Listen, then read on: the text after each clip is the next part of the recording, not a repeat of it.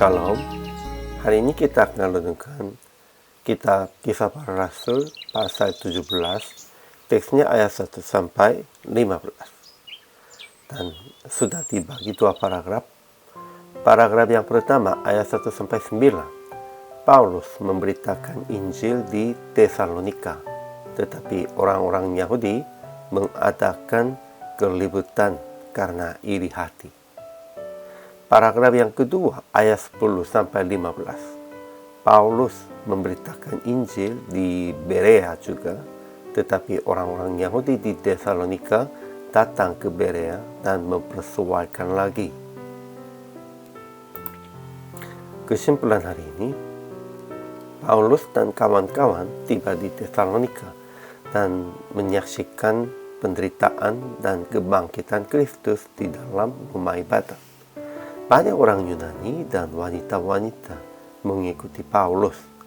Tetapi sebab itu orang-orang Yahudi mengacaukan seluruh kota sebab iri hatinya. Mereka menyeret Yason dan membawa ke depan pejabat dan berteriak bahwa mereka mengacau di mana-mana dan melanggar ketetapan-ketetapan Kaisar Roma. Karena mereka mengatakan bahwa ada lagi raja lain. Akhirnya pada malam itu Paulus dan kawan-kawan pindah ke Berea. Di sana juga mereka menyebarkan Injil Yesus dan banyak orang menjadi percaya Yesus. Dan setiap hari mereka menyelidiki Alkitab untuk mengetahui apakah pengajaran Paulus itu benar. Tetapi kekacauan yang bermula di Tesalonika berlanjut sampai Berea, sehingga Paulus sendiri pergi dulu ke kota Athena. Ajaran tentang Allahnya. Kitab suci telah berbicara tentang Mesias harus menderita dan bangkit dari antara orang mati, dan Mesias yaitu Yesus. Ajaran tentang manusianya. Pertama, Paulus tetap memberitakan Yesus sebagai Mesias berdasarkan kitab suci di Tesalonika dan di Berea. Namun akhirnya sendiri pergi ke Athena sebab gangguan orang Yahudi. Kedua, beberapa orang dari Tesalonika menjadi yakin dan menggabungkan diri dengan Paulus dan Silas, dan juga sejumlah besar orang Yunani yang takut kepada Allah, dan tidak sedikit perempuan-perempuan terkemuka. Dan banyak orang di Berea juga menyelidiki kitab suci untuk mengetahui dan menjadi percaya.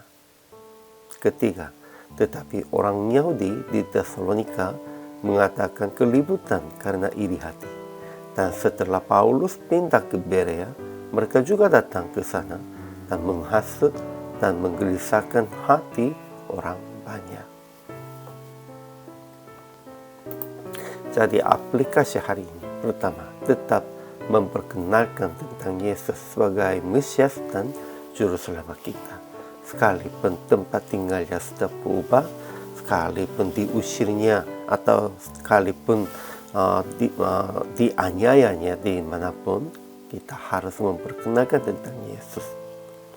Kedua, usaha menyelidiki dan renungkan firman supaya tetap memahami dengan benar. Ya, orang asing pun menyelidiki dan renungkan firman.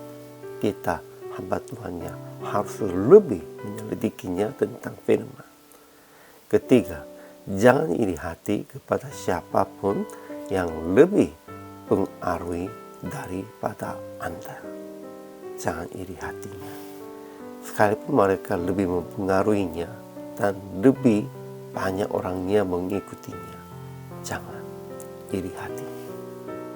Keempat, jangan takut sekalipun mendadak berjalan, melainkan semangat dengan percaya bahwa Tuhan tetap menyertai Anda. Memang Rasul Paulus sudah beberapa kalinya mengalaminya begitu. Dari Asia kecil, dia sudah pindahnya dari Antioquia dan ke Ikonium, dan kemudian juga hari ini juga begitu. Ya, itu mendadak demikian itu. Namun kita harus berjalan dengan percaya Tuhan akan menyertai. Akhirnya praktik hari ini, usaha menyelidiki dan merenungkan firman senantiasa untuk memahami rencana dan kehendak Tuhan, dan tetap menerangkan kepada jemaat dan kepada orang-orang belum mengenal Yesus. Hari ini juga, selama melayani, Tuhan Yesus memberkati.